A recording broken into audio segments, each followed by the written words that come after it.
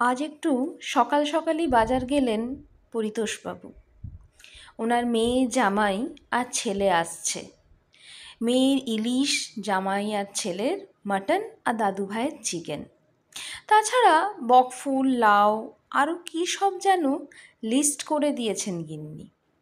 সব কিনে নিয়ে যখন বাড়ি ঢুকলেন তখন ঘড়ির কাঁটা 9টা ছুঁই ছুঁই।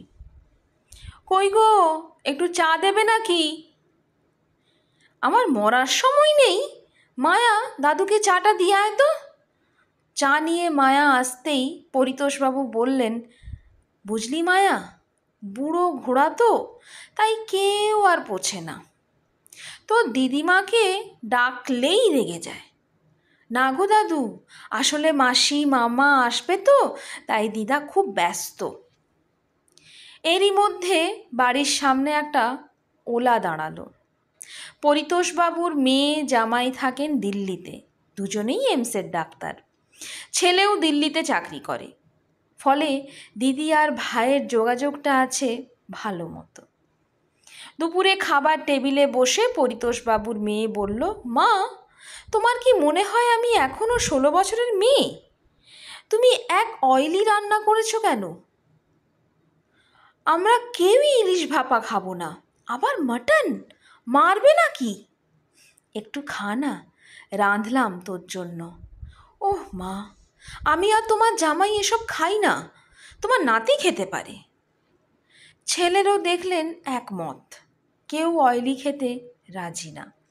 বাধ্য হয়ে তুলে রাখলেন ফ্রিজে। চোখটা অকারণেই ভিজে গেল।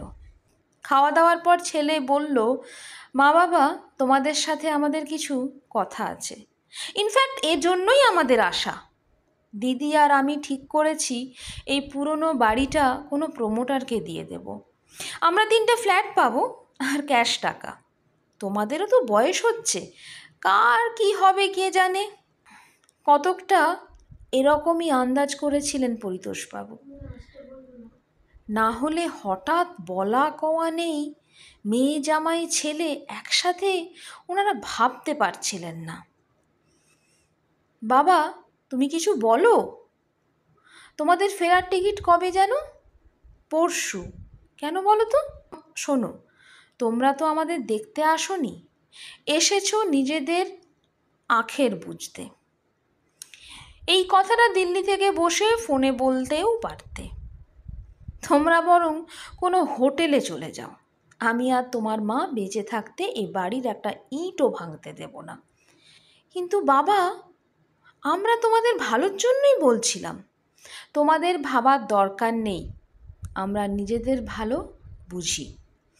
আমি তোমাদের জন্য ক্যাব ডেকে দিচ্ছি, বেরিয়ে পড়ো।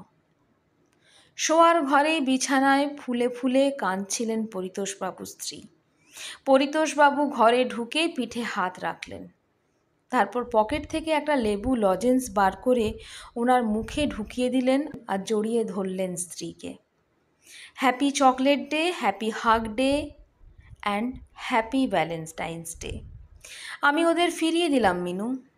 আমি আর তুমি, এই হোক আমাদের জগৎ। আমরাই আমাদের ভরসা, কাউকে প্রয়োজন নেই আমাদের।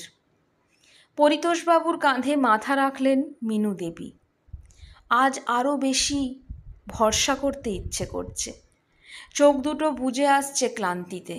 সারাদিন কম তো ধকল গেল না। পরিতোষবাবুর কাঁধে মাথা রেখে তিনি ঘুমিয়ে পড়লেন।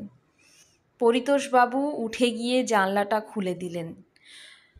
দূরে কোথাও গান বাজছে, তু ধার হ্যায় নদিয়া কা, मैं